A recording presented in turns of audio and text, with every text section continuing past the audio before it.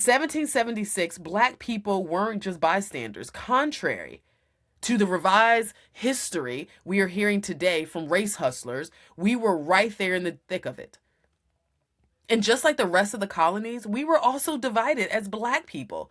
There were black patriots and there were black loyalists. On one side, you had men who heard those words, all men are created equal, and they believed them. They believed them even more than the men who wrote them.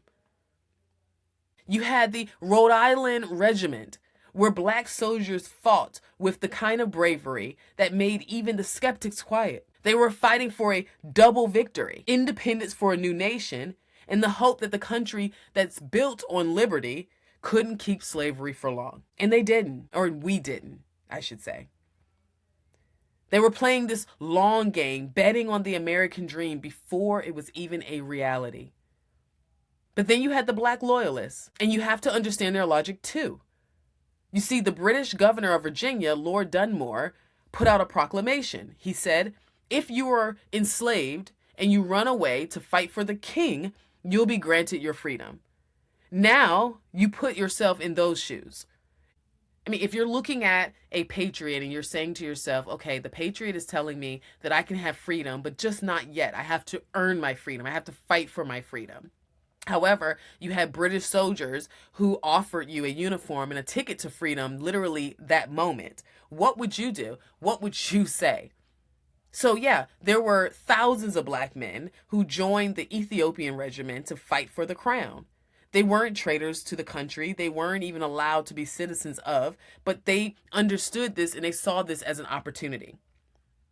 So then as a result, the Patriots started making their own offer.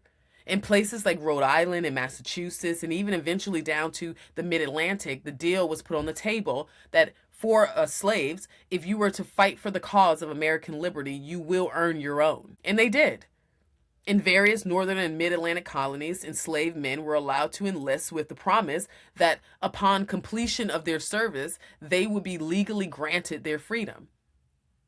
So for many, this was the first time the emerging American government entered into a formal legal agreement, contracted with black men regarding their individual liberty. These men were making a calculated and a rational choice. They saw that the patriot cause was based on the protection of life, liberty, and property. By joining the fight, they were positioning themselves to be included in that legal framework once the war was won. It was brilliant.